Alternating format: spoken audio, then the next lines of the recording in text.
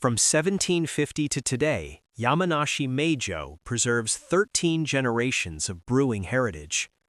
President Tsushima Kitahara transformed Shichiken brand by centering everything on Hakushu's pristine soft water, using Fujiwara Techno-Art's Ginjo Kura equipment for premium quality at scale. Discover how inheritance meets innovation through sparkling sake, cross-industry collaboration, and a vision that sees sake as a growing global industry. This is Shichiken's journey from tradition to worldwide recognition. The Art of Sake Brewing, Volume 7.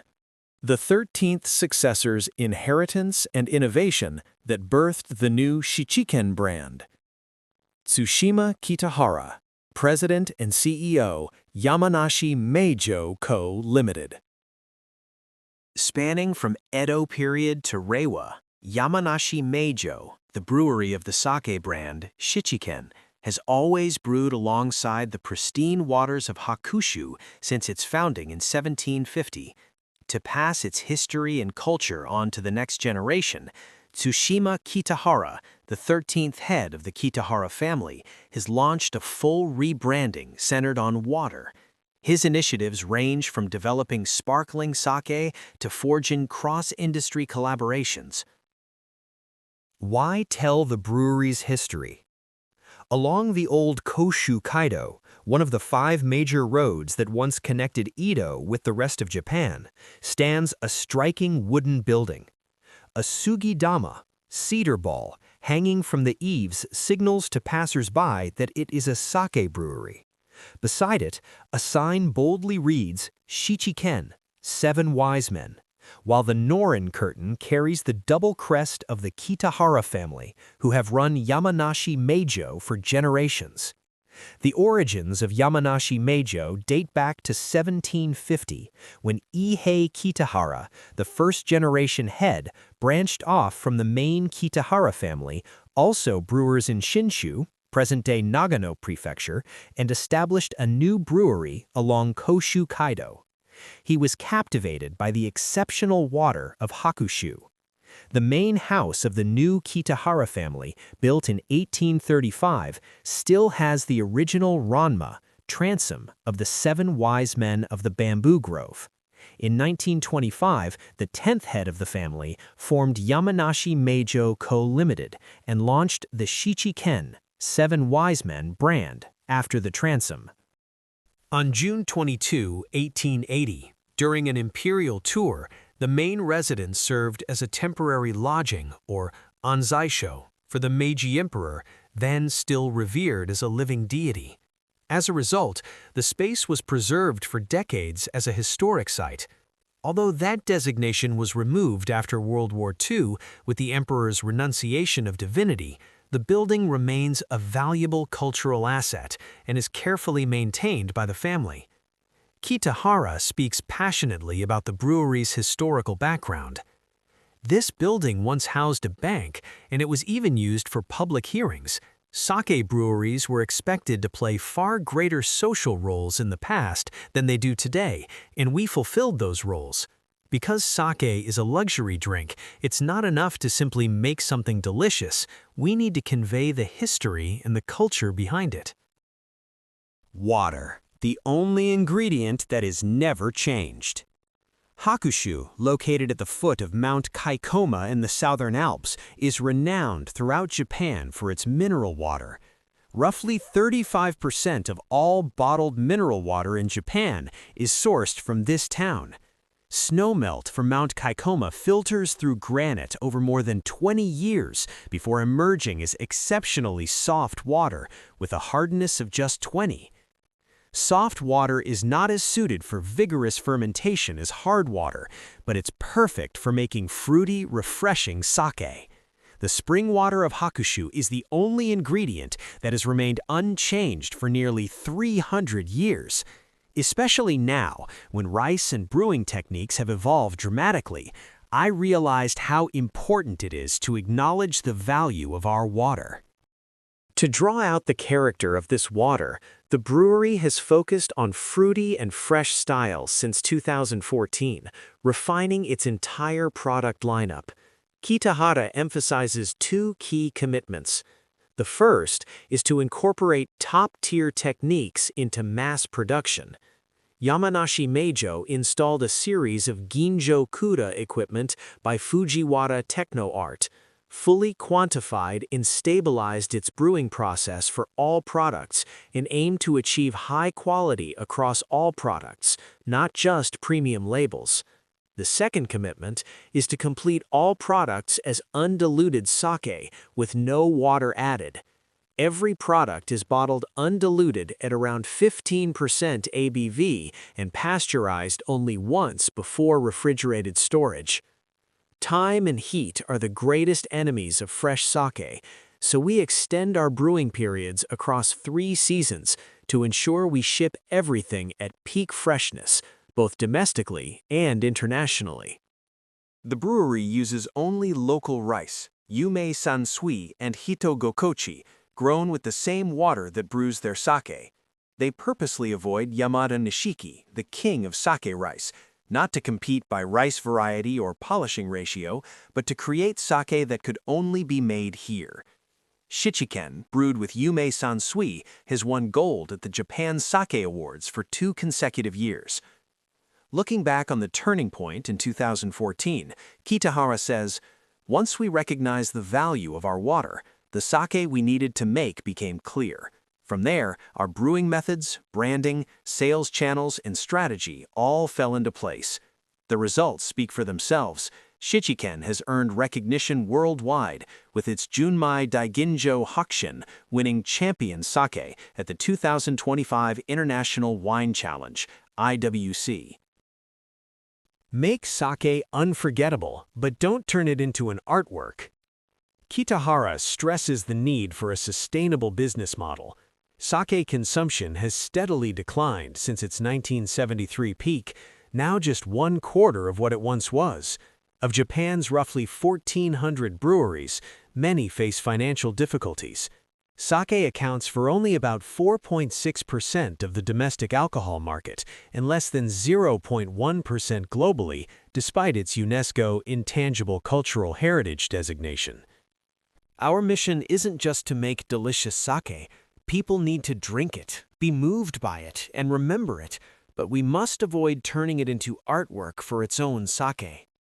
There are sakes that prompt people to say, delicious, yet many people still never try sake at all. Instead of limiting supply and relying on scarcity, we need to expand quantity while increasing value.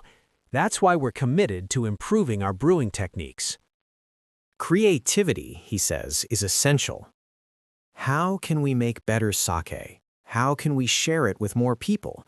What machinery should we use, and how? By constantly asking these questions, we can achieve both volume and value. Brewers sacrifice sleep for Japan's Sake Awards in pursuit of the perfect method.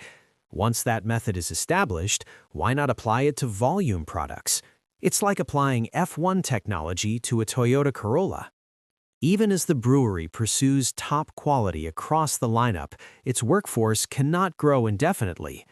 We achieve the brewing we envision by working closely with equipment manufacturers and incorporating the right machinery, Kitahara says. For example, Fujiwara Techno-Art's series of Ginjo Kuda equipment is used throughout raw material processing, raising quality while reducing labor.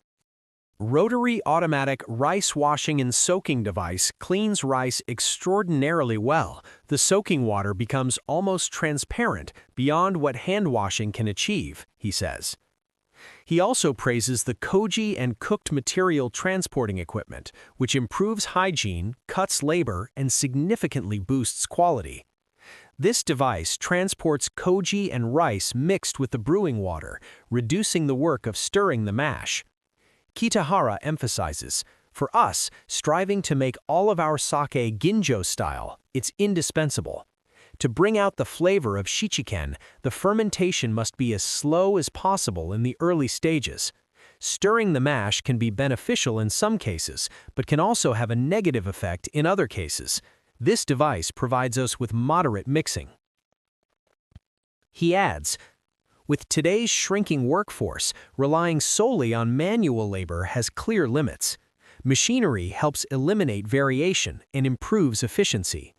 Even considering initial costs, this equipment will greatly impact the management of breweries producing 541,000 liters or more.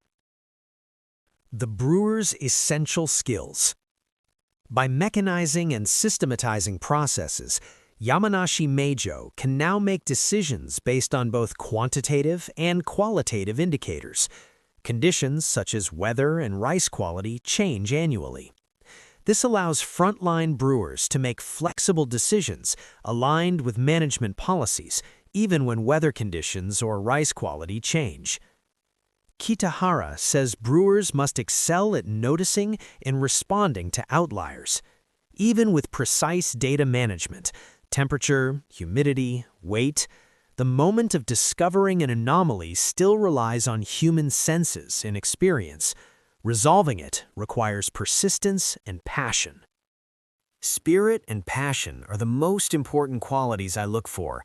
Academic knowledge helps, but the determination to make better sake is far more valuable. Equally essential is a strong partnership with machinery manufacturers. Fujiwara Techno-Art is hands-on and understands brewing. They customize solutions and rush to help when needed, all with the spirit of a local workshop. Recently, rice was spilling from a cooler. They fixed it with a cover and a small adjustment, drastically reducing losses and fully repaying our investment. It's time for sake to be inspired by other alcoholic beverages. Inheritance and innovation. Kitahara repeated these words throughout the interview. To pass Japanese sake culture on to the next generation, we must preserve tradition while continuously embracing new challenges. He shared techniques with other breweries seeking innovation and also learned from wineries and whiskey distilleries in Yamanashi. Sake brewing techniques are already highly refined. Now it's time for sake to draw inspiration from other liquors.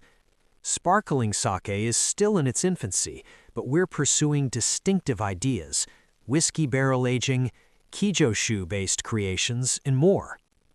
While learning from other alcoholic beverage cultures, Kitahara emphasizes that sake is the foundation, the trunk of this brewery. Sparkling sake is completely different from sparkling wines. Sparkling sake has the potential to build its own unique market and culture. Sake is a growing industry. Kitahara believes the potential for growth is enormous. In Japan, many people don't drink sake, meaning the market can still expand significantly. Overseas, too, there is huge untapped demand. Rather than competing for the small group who already drink sake, he intends to reach the far larger group who do not. What we can and should do changes completely depending on how we define the industry. If Yamanashi Meijo were merely a sake manufacturer, the market would seem limited. But if the business is redefined as alcohol production, food manufacturing, or even creating joy, the market becomes one of trillions of yen. With that broader perspective, and with the global market open to us, I'm convinced sake is a growth industry. This belief fuels collaborations that transcend categories, including a partnership with Alain Ducasse, a master chef of French cuisine, tie-ups with international hotels, and initiatives with Diners Club. It's important to step into the batter's box again and again, even if you strike out. The only way to pass on tradition is to challenge ourselves every day. Asked about the outlook for sake in 10 or 50 years, Kitahara answered, "It's incredibly bright. As Japanese cuisine spreads globally, demand for sake will grow. One day, more than half of Japan's sake production might be exported." Yet he also acknowledges challenges, especially securing domestic rice amid an aging farming population. He recently founded an agricultural corporation to begin cultivating rice himself and is planning new ventures that combine sake brewing with hospitality, similar to the winery cultures of Bordeaux or Burgundy. The future of sake will rely not only on inheritance or innovation alone, but on both working hand in hand. Listening to Kitahara, who sees sake as a growth industry and continues to embrace new challenges, we catch a glimpse of a future in which the flame of sake can burn brightly again. This podcast is produced by Fujiwara Techno-Art Company Limited, a Japanese manufacturer of brewing equipment. Fujiwara Techno-Art Company Limited manufactures machinery for traditional Japanese foods such as miso, soy sauce, sake, and shochu. Since our founding in 1933, we have leveraged our accumulated expertise to design fully customized machinery, creating equipment that reproduces the quality our customers desire. In recent years, awareness of Japanese sake has grown overseas, and sake is undergoing unique transformations in local markets. We hope this podcast serves as a platform to share Japanese sake-making techniques and the ingenuity and wisdom behind pursuing high-quality brewing with an international audience.